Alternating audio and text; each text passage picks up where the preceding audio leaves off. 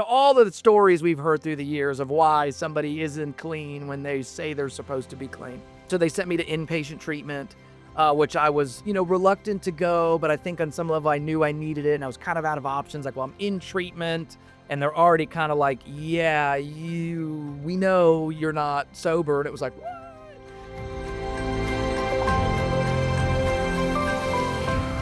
Hello, welcome to Finding Mental Wellness. I am Taylor Brown, your host. I am the admissions director and marketing director at Midwest Recovery Centers, and today we have the pleasure of hearing from one of the owner and founders of Midwest Recovery Centers, Kevin O'Grady. Thanks, Taylor. Yeah, my name's Kevin O'Grady. I'm the CEO here at Midwest Recovery Centers. We're really excited to start this podcast for everyone, just to really get awareness out there, maybe answer some questions, talk about some different things, a little bit of how we got here today, and some of the exciting things that we're doing throughout this series. Hopefully you'll meet some of the different people here at MRC that help make us great at what we do and helping people, overcome addiction and mental health issues and finding a new way to live. So, Yeah, absolutely. And we're grateful for your time. Obviously, you're busy. You have a lot of things that you have to do here to run this treatment program and all the different things that it's become today. I think what I'd like to focus on is most viewers may not know that you are a member of recovery yourself. And that's been a big part of starting Midwest Recovery Centers. And so I thought it would be interesting for everybody to hear a little bit about your personal story and your journey of finding recovery for yourself at a young age, I would add. yeah, we've talked about this before, man. I'm originally from Augusta, Georgia. I grew up in the deep South. And I was born there, lived there my whole life. My father struggled with addiction and mental health as well. As I say, that's not, I don't blame anything on him or any of that. It's just part of my story. I was certainly aware of it happening in my household. I probably knew younger than most people do what that looks like, and the struggles that come along with that. But what is, maybe not as unique as a teenager, I was in situations where drugs and alcohol were made available to me, or I was given the opportunity to try them. And what I know now and what I didn't know then is that I was likely going to respond significantly differently to those substances than maybe your average teenager does. What is really normal is somebody tries pot for the first time in middle school or high school, or they have a couple of drinks or this or that and the other. What I didn't know was the profound physiological effect it was going to have on my mind and body, which would lead me into the, subsequent years. So, what I do remember is, I was nervous and a lot of the mystique around the first time getting high. You want to do it right. I kind of wanted to pretend like I was an expert at it before I had ever even tried it, which is not that abnormal for my personality anyway. If I don't really understand something or I'm good at it right out of the gate, I'm like, that's dumb. I'm not doing that anymore. So we'll get to character flaws in another episode. Uh, that is, certainly part of my personality. But, I mean, it's again, some of it's just adolescence. I wanted to look cool. I wanted to act cool. I wanted to act tough. I wanted to know what I was doing. I didn't. But what I do remember is the first time that I ever, got high, it was an overwhelming feeling. I mean, it really felt like any bit of insecurity, shame, guilt, remorse, questions about my future, questions about my past, whether I looked cool, sounded cool, was cool, all of that seemed to vanish instantly. And I remember falling in love with that feeling almost immediately, and I kind of I do. said to Yeah. myself, I am going to do this every single weekend for the rest of my life, because I would have did was a good student and I didn't want it to get in the way of my sports and applications for college and Right. all of those kind of things that you're thinking about when you're, maybe I was a little younger than that, maybe I was 30, I was in 8th grade, but I was headed to high school and sports and social activities and all the things that I was excited about doing. I didn't want this to get in the way of that. And so as the story went for me, and as I'm sure it goes for a lot of people, it went from, every single weekend without fail, I was drinking or smoking pot and kind of starting with what people might call those, gateway drugs, even though they can be just as destructive as anything. But they were readily accessible to me. I'm sure if there was something else that was available to a 13 or 14-year-old, I would have done that just as quickly as I did with, smoking weed. And so, I told myself I was not going to do this all the time, but I really liked it, and I was going to, camp out all week and wait for my opportunity to go let loose on the weekends. And slowly but surely, it becomes weekends only. Then it's weekends and Wednesdays. Then it's Tuesday, Thursday, Saturday because you don't want to get addicted. And then it's I'm doing it every single day, but it doesn't really cause a problem because I'm still going to school and I'm making good grades and I'm not getting in any trouble. And so on, we go down the path and eventually just became, a really normal part of my life, which was, getting high in one form or another every single day. But it's not really causing any major problems in my life. We kick that can down the road for another 6 months or a year, and then you're starting to get, some uncomfortable problems, but they're not major enough yet that I need to really, it certainly isn't the pot I'm smoking every day and the drinking that I'm doing and maybe the other pharmaceutical things that I'm starting to learn about or other, secondary and tertiary substances as you begin to kind of get more into that culture and music and friends start to change a little bit. You start learning more about it. What are people doing? How can I create a greater effect? How can I, get everything kind of perfect, the right people around me, the right music around me, the right drugs around me, and now I'm gonna really have this amazing experience. So you're still, I was still getting some of those moments, but I was starting to get some of the absentee issues. I was starting to get some of the legal issues with, trying to steal beer out of somebody's garage at 5:30 in the afternoon in the middle of the summer. What I wasn't thinking about in that moment is that most people come home from work around 5:30 in the afternoon. It's also really light outside.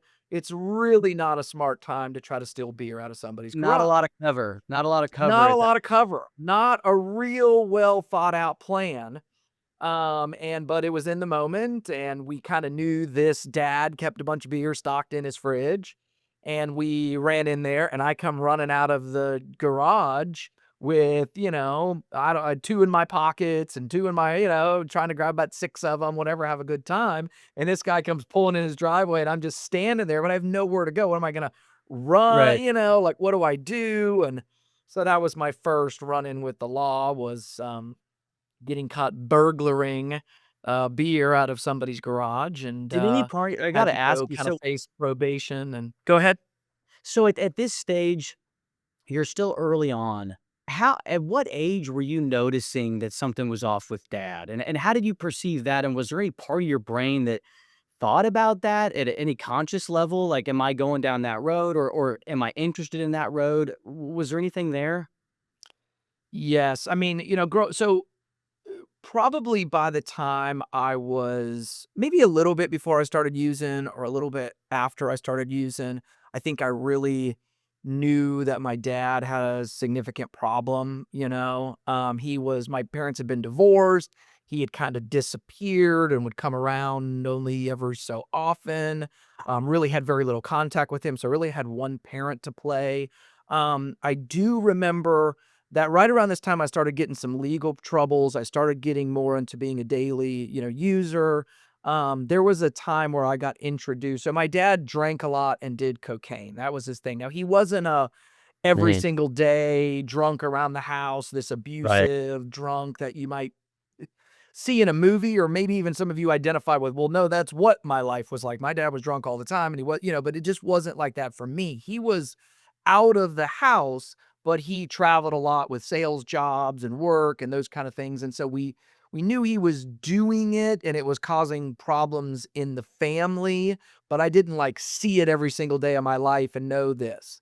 But I did know that he did drink and cocaine was part of the reason. And at a young age, I just had overheard that. I was learning about it probably in health class in middle school about all these different drugs and what they can do. But I do remember I was probably probably 15 years old the first time I had been introduced to cocaine, and it was one of those that I had a moment where I stood there and it was kinda like, "Geez, if I do this, I'm gonna be heading down a path that is similar to, like, what I sort of hate about what my dad has done to our family." So I had that moment of sort of like maybe it was a line of defense or a line of consciousness or whatever, but the part of me that had already developed of wanting to have a good time, wanting to have an experience, I mean, it was a fleeting thought, I do remember distinctly being like, "Gosh, my dad did this. This could really be bad. And you know what? Let's rock and roll." And I went right for it, and just like everything else, I didn't become severely addicted to cocaine, or anything like that. But it still, I think, symbolized that my desire to be in that lifestyle of using whatever it was doing for me, right? This invincibility feeling it gave me, or this stripping away my insecurity, or this making me feel like I belong, making me feel like I finally had focus and direction in my life. Again, not to everybody else, but certainly to me, it made me feel like, oh, I have something I can go to, have something to work towards. I'm having fun. I really am somebody. I'm making friends. I'm cool. Whatever that a payoff that it was giving me was much more powerful than any sort of conscious defense or ability to think about what the future might hold or how dangerous could this be. Like, I don't know. Some guy got it from some guy and said it must be cocaine. I didn't have it. There was no quality control. I had no frame of reference. I This just wasn't did made in a it. I mean, classroom. my friends kind of told me what it was going to be like, but I didn't, I mean, it could have been anything.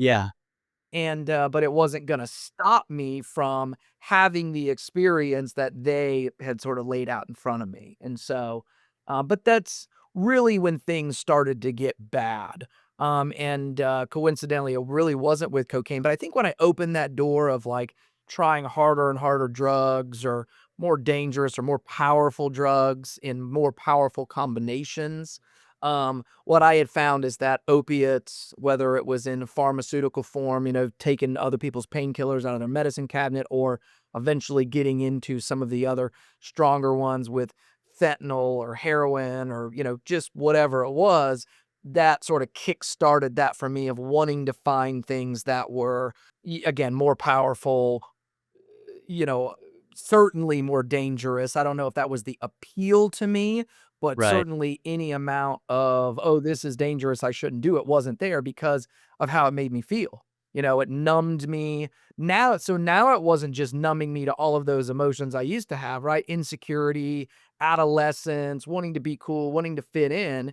So it certainly was doing that, but it also starting to numb the consequences from my using, like wrecking the relationship with my mom, wrecking the relationship with my brother, having the consequences of grades falling in school. Other people are starting to plan for what colleges they're going to. And I know logically that's the direction I want to go in with my life, but my actions are not going along with that anymore, right? I'm thinking about where am I going to get high? How am I going to get more pills? I have to steal or work or whatever to, rip somebody else off so that I can get what I want. I mean, this is what my whole life starts to revolve around. I'm partying late at night, so I'm not waking up in time to go to school. And the consequences really start to kind of take over. So I need something to not just numb the natural emotions that I'm trying to avoid. I also need something to numb the pain and the problems that I'm causing in my life. And this is how the sort of slippery slope or the avalanche effect of addiction can become. This is why it's cyclical, because I start to avoid pain that everybody can relate to. Then I start to cause more problems for myself, which creates more pain, which then in turn I need more substances to numb the pain and so on and so forth. And, you get caught up in this cycle yeah, so that's kinda how I arrived to the, what many of us refer to as the bottom of the cycle.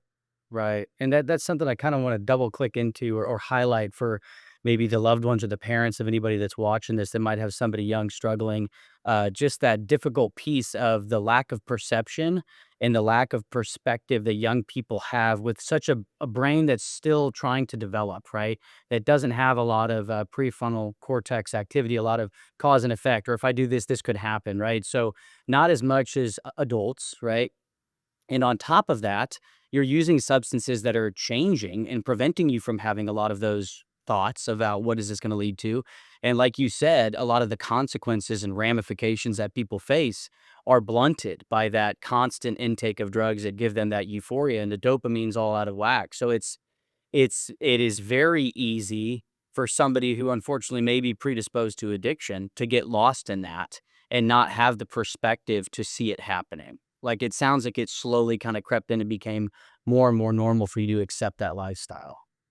Yeah, yeah. So a couple of things on that. I mean, some of it be my experience, some of it be my just kind of professional experience, as I've worked with a lot of young adults too, and being in recovery from a young person. You're mixing adolescence in general. I mean, even if you're 22 or 23 or 24, you may be more mature than a 16-year-old. I mean, you should be in some respects. But in Right. that chapter of your life, I mean, really, you know, on one level, you think you know everything, right? I've got it all figured out. Your parents are trying to, or your mentors, teachers, whoever it might be in your life is trying to give you good advice, and everything is a little bit like, oh, yeah, yeah, for sure, for sure, for sure. Oh, yeah, totally. I'm going to do that. I'm going to do that. But you're like, I know what I'm doing. You have a little bit of that arrogance. You have a little bit of that, I have everything figured out. Everybody else around me is stupid. I am the smartest, best looking person that's ever walked the face of the earth. So that gets exacerbated when you're using and you're feeling unnaturally more confident about yourself Me. than you probably would be if you weren't propped up by these, chemicals. Um, so you have that going on, and then yeah, then just the natural physiology of it too, of like, well, my brain hasn't developed to this point. You think the other thing that comes along is, nobody wakes up and is like, I want to lie, cheat, and steal, hurt everybody around me, and cause a bunch of consequences in my life. Even though it can feel that way to a loved one. I mean, I've had loved ones that have struggled too. And even personally, professionally, I mean, Tay, you know this. We have lots of friends, that have relapsed or years that we used with, and now they're trying to get clean. And you're like, why don't Mhm. you, dude, why don't you just come to this recovery center? Why don't you come to a Right. meeting? Or why don't you do that? Yeah. And it's a bit logically we can see it. Like, what are they thinking? But when you're in that cycle, all you're really thinking about is, I just want to have fun. I just want to be able to relax. I just want to be able to breathe. I don't wanna feel this way anymore. You don't know what it feels like to be me. You don't know what it feels like to have this level of whether it's anxiety or depression or, abuse or trauma or whatever it is. I mean, all those things are very real, whether they've happened to you in a physical way or verbal way or just societal factors, or if it really is just sort of a brain makeup and a physiology about you. But those things are really tough. And for anybody that's lived it, you really are just looking for a solution because nothing feels worse than being in my own skin sober, right? That's what it felt like. If I wasn't high, if I didn't have anything to look forward to, I just felt empty. I felt, I had all these emotions, and now I have all these consequences, and I don't know what to do with them. So I'm not waking up and necessarily saying, man, I really want to hurt my mom today, and I really want to steal all this money, and I Right. really want to go screw over these other people so that I can have a good time. But they represent natural barriers between me and feeling relief. And so if they're in the way, I'm going to do whatever I need to do to either, if they're willingly going to move out of the way, that's fine.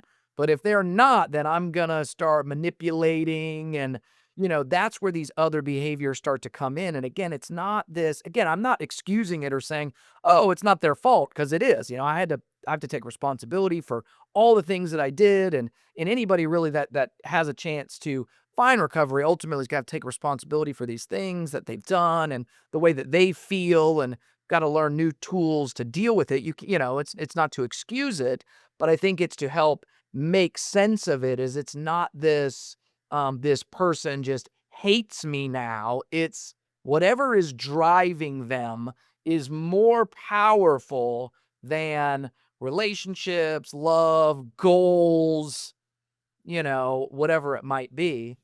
Part of the other thing that happens, and kind of looking back on my own experience and then seeing it professionally, is that when you are using drugs and your friends start to change and you are taking riskier and riskier behaviors in general, you're in this 16, 17, 18, 19, 20, 22-year-old body, right? Mhm. But you're sort of seeing and doing a lot of more Adult. adult things, Correct. right? Whether that's romantic encounters, whether that's crime, whether that's the way you talk, and because you feel like you are complete, confident, I've got everything figured out because of the drugs, but you haven't actually done any of the real things to make you, because a person that naturally becomes confident and fulfilled has grinded out all those years of school, or they've built themselves up, or they've learned all this stuff, or they've failed in their relationship attempts enough times to kind of figure out like, well, this doesn't really work, so maybe I need to try this next time. They've had those embarrassing moments and they've lived through them, and they've, dated and had their heart broken, or, chased somebody who didn't really want them as much as they wanted them, or, whatever the regular cycle of growing up and becoming an adult, right? Which is really, it's a lifelong journey for any of us. In a lot Right. of ways, I still don't know what I'm There's doing, a but ton. certainly from the time you're, 15 to 25, you are growing up and really becoming an adult. And there's different stages of that and variances of that, whatever. But when you're doing these adult things in a not just even because, at some point you're in a child's body, then you're 23, you're in a man's body. But if you still have the mind of an 18-year-old or a 16 because you've been using drugs, then those things get, arrested and they get suppressed. And so you're doing more and more adult things, feeling like you're confident to do it because you've been there and you've done it. But your emotional capacity to handle not just well, I guess the consequence, but the positive and negative consequences of that, you don't really have any tools to deal with what you've done. The successes and the failures, or what would be perceived as successes and failures, whether that's, you make a big score on drugs, or you rip somebody off, or you commit a crime and you get away with it, or you have a spree of sexual encounters and you really feel like you're awesome and you know exactly what you're doing. But you did all of those things either under the influence, or maybe you weren't always under the influence when you did them, but drugs were still very much a part of your life, right? So maybe I didn't do everything terrible I did totally ripped out of my mind. But if I wasn't ripped out of my mind right now, within 8 hours, I was going to be totally ripped out of my mind. Right. So if I did not have a much of a window to either reflect on my behavior or to suffer the consequences. I certainly didn't have any other healthy outlets to really look at that and go like, God, when I told all of those lies, was that really the best thing for me? It was like, this is never even a thought, or like, man, the way I treated him or her in that situation, was that really the best thing I could was that really about them, or was I acting purely out of selfishness for what I needed? I didn't have any ability to do that. It was like, I don't know that, so it's so selfish, and it really is about, I just need to fill these needs in myself to feel better. I need to feel alive. I need to feel plugged in. I need to feel better. But the more I have to do to get that feeling, the more shockwaves I create in my life, which creates more pain, which creates more consequences. And again, back to this cycle that we've been talking about of why addiction really is an illness, or whether it's mental health, whatever it might be. I'm I'm not facing it head on and addressing the core reasons why I'm feeling the way that I'm doing. I'm always sort of looking for something else to act as a band-aid, or I'm looking for something else to suppress the way that I'm feeling right now, or to minimize the intensity of this anxiety I'm carrying around, or this guilt or shame, or I'm trying to block out these traumatic memories that I have, either that happened to me at a time when I truly was a victim, or because of my own actions, right? There was a lot of trauma that I created in my life because I put myself in really bad situations. And as a result of being in those situations, I was around people or I did things or I didn't do things because I was afraid and so on and so forth, create more of that in my life. And at the center of all of that, I've got to start to figure out how to take responsibility for that and do something about it to change. And that's Yep. where you sort of bottom out and then, you reach out for the next step, which is, how do I get help?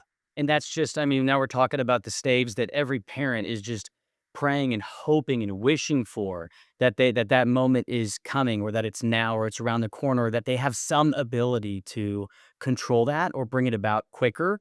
And, we know, obviously, having some education in clinical, and you're obviously a therapist, and I've learned some from the clinical team how to coach families into setting boundaries and things like that. But there is absolutely this feeling of utter helplessness, right? And not knowing what's going to happen. And this individual that's struggling has no perspective. They have less ability to deal with what's happening than they did before. And like you said, at a cognitive standpoint, in terms of reasoning and in pragmatism and logic, they're back where they were when they first started using, right? Because they didn't develop normally like other people did. They continue to numb that brain chemistry and what ought to be happening as we're growing and dealing with obstacles and adversity and learning about ourselves and learning to trust ourselves and finding coping tools, right? And when we don't have sufficient resources, as we know, that's when trauma can start to form and we have even more maladapted ways of experiencing life, right? And it makes everything that much harder to kind of come back from. So if you wouldn't mind, let's segue a little bit into um, the parts of your story where you were able to find recovery and discontinue the use of all these substances, and how did that lead eventually into your career and starting this program out here in Kansas City? At some point, I think anybody that's struggling, you do get moments where you kind of start to think like maybe I have a problem. Maybe I've gotta do something different. You've had enough consequences, things are getting harder, it's harder to achieve the same feeling. It takes a lot more work and effort to get what you need, whether that's lying, cheating, stealing, whether that's actual physical money, whether that's certain behaviors you have to engage in order to get what you need. The tax on all of those things starts to become higher and higher. And, I've got for a long time, my mom kind of played my game. I mean, this is where you talked about family dynamics. This is where the family really comes into this. That, any family that I work with today, any friend that asks me, the thing I always say is that, there's absolutely nothing that you can do to make somebody find recovery or get help. But there are a lot of things that you can do that will improve their chances of ultimately wanting to find help when the time is right. And that's really what it comes down to. You can't, force anybody to see the truth or to get help or to go anywhere. But there are a lot of things that you can do or not do that will, when that moment comes where they finally say, I want help, I need help, I'm screwed, whatever it is, that they say, okay, you know what, I will get in the car and go talk to somebody, or I will get on the phone and talk to somebody, whatever it is. And that's really what happened with me, and my mom saved my life. Hi, mom, if you're watching, I love you. But for a long time, she played into the manipulation and was trying to get me to see all natural, normal stuff. I'm sure for any parent or brother or loved one or husband, you're dealing with the behavior head on. So all you're trying to do is one, it's very personal because this person that you love is calling you names. They're lying to you about where they are, what they've been doing, downplaying how serious this is. They may be physically stealing from you. They may be physically harming you, or at least, pushing you out of the way. I mean, whatever it might be, it's very hard because this person that you love and care about is somebody totally different than who you've known them to be. Um, but when you can, as a parent, when you can begin to get help or find somebody that you can talk to that can begin to sort of help you identify those things, there are things that you can and can't do to. But when she stopped playing my games, I remember there was a distinct shift when she started to say things like, okay, I guess that's what you're gonna do, or, well, sitting me down and saying, like, listen, the way you're living isn't working for me. If this is the road you want to go down, you're becoming a man, you're becoming an adult, this is the road you wanna go down. I know I can't stop you, right? I've lived w she'd lived with it through her with her own father and her husband, or, my dad when they were married. I know I can't stop you, but if that's what you wanna do, you can't do it in my home. This is what I am going to do if you wanna continue to do this. So it was a little bit like, and I remember I was like, I'm sure I was like, "Ooh, whatever," to her, but in my mind, I remember it starting to make some sort of a distinctive shift of like, "Oh, I don't know how to manipulate." Because when somebody Right. doesn't play your game, there's no more room for manipulation, as you know, as I know, on both sides of it, right? I mean, with professionally and personally, when somebody's like, "Ah, well, okay, well, I'm gonna go do this," like, "Wait a minute," like, there's nothing to sink into anymore. And, so when she started doing things like that, again, it wasn't like, the first time she sat down with me and was like, "Hey, live your life," or I was like, "Oh, I'm ready to get clean. You were right about everything." I mean, it wasn't like that either, but that was a crucial point in my life and my development that I think set the ball rolling so that when enough consequences piled up or enough bad things happened or a moment of clarity or a moment of reflection, as many people have when they're using, that I was willing to reach out and ask for help. And again, that's the first step in recovery, as many of us know, but it's a very important one. And so it wasn't a guarantee that I was definitely gonna go to treatment. It wasn't a guarantee that I was going to actually show up for my intake. It wasn't a guarantee that I was going to participate in treatment. It wasn't a guarantee that when I got out, I was gonna follow their aftercare plan. It wasn't any of those that's all, that's A to Z, but A is really important because in order to get on this journey, you've gotta start somewhere. And, so eventually, it did get to a point, things got worse. I did things more and more and more and more.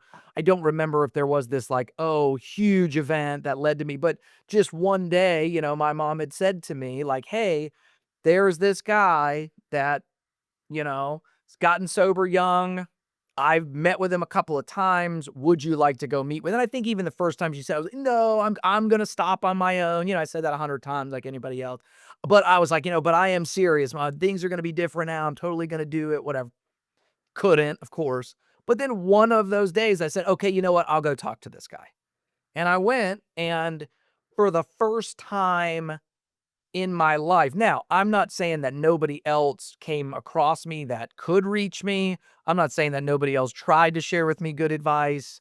I'm not trying to say that nobody else could have related to me, but certainly for the first time in my life after I've been using, I really felt like somebody understood the way that Right. I felt. They understood the way that I acted. They understood why I did the things that and he didn't grill me. He didn't sit down and say, "Man, you've been screwed up. You're using drugs. It's time to stop." He didn't say, "Just say no." He didn't say, any of that slogan stuff. He didn't give me a bunch of advice on how to better my life.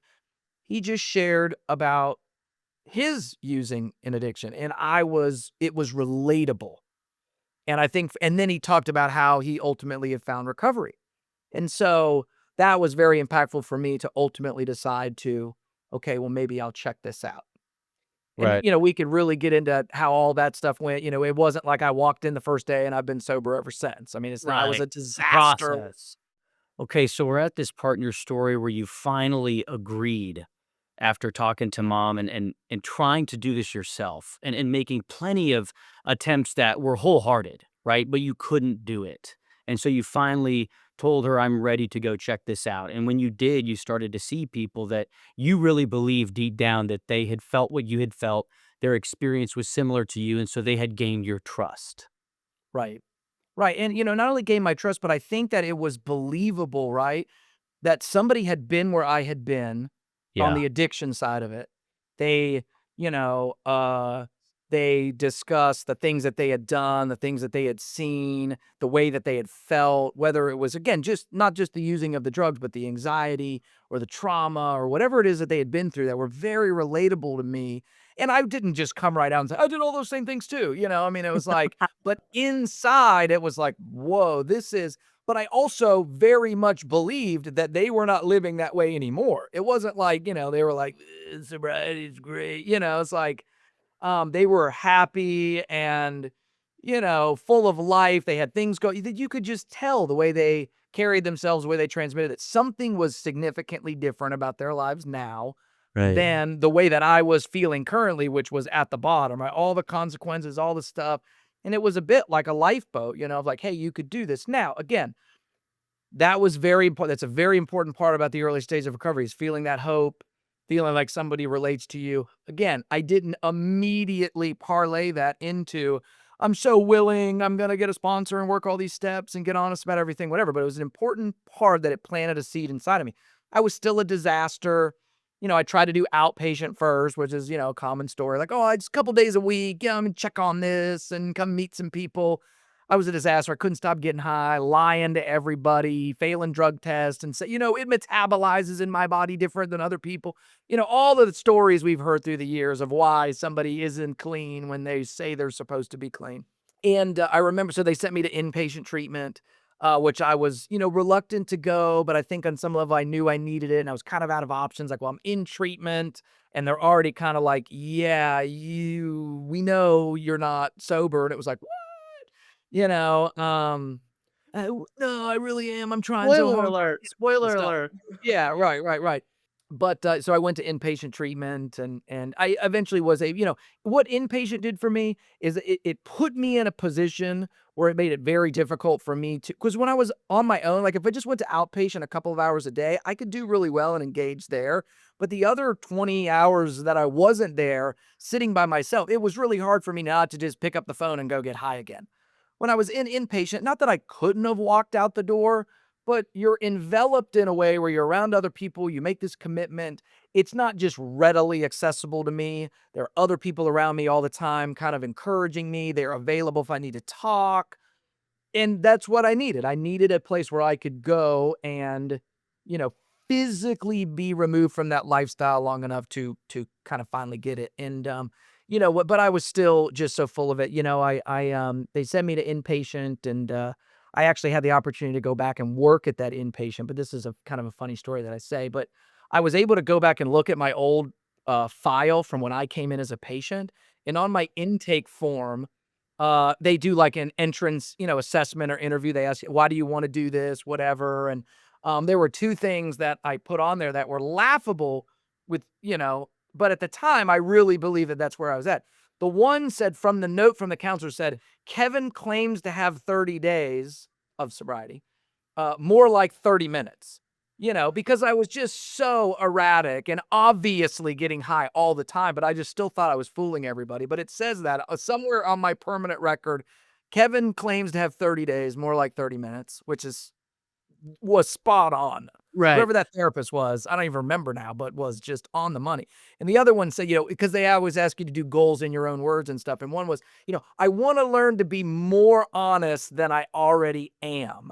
That was the other one that really stood out. And I was 0% honest. So I guess on some level it was true, but more honest than I already am was very little.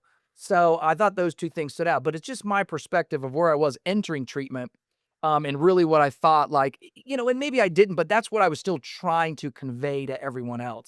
I'm put together. I've got this figured out when every other piece of evidence in my life was that everything's crashing down. But I was still trying to pretend like, well, I mean, I know this is bad, but I really have all this other stuff together. So anyway, I got out of inpatient. I went back and I did aftercare. I did all the stuff that I was supposed to do. I stayed with the program for a long time. I did all the outpatient stuff and aftercare and, drug testing and all the things that were recommended. But I think one of the things that was in that first year of recovery, I really fell in love with, I want to do something that I can help other people find what I found. And I think specifically it was with that ability to relate to how I felt when I walked through the doors.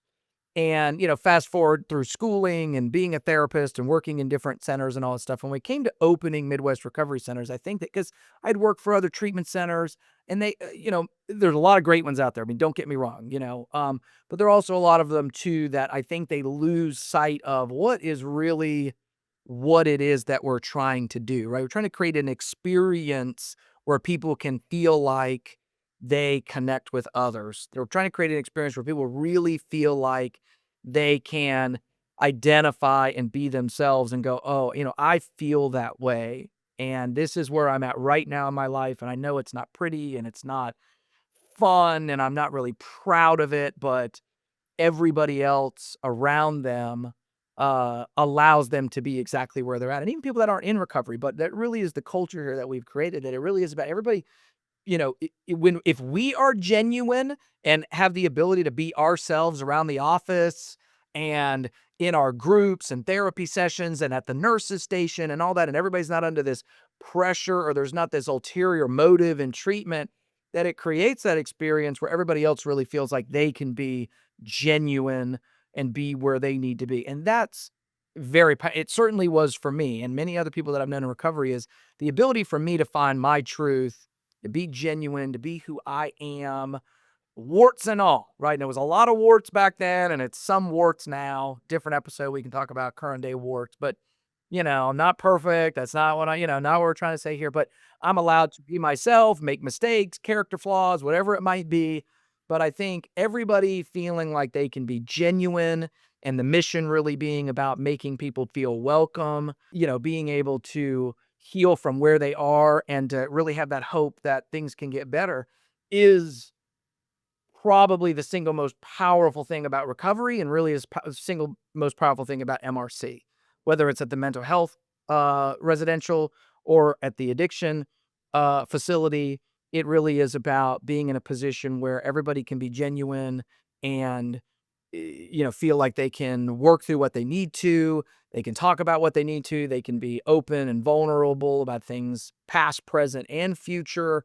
And again, getting that hope that they need to find a different way to live, right? Because it's uncomfortable to be struggling and not know that there is something different. There is something better than the way that I'm living, is a huge piece of it. And that's really what we're trying to, to create for people, is to just the idea that there is a different way to live.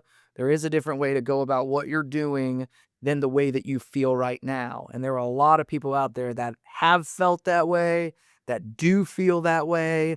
And we have we have a program that can help you sort of identify some different ways to go about that and to find a life that is engaging and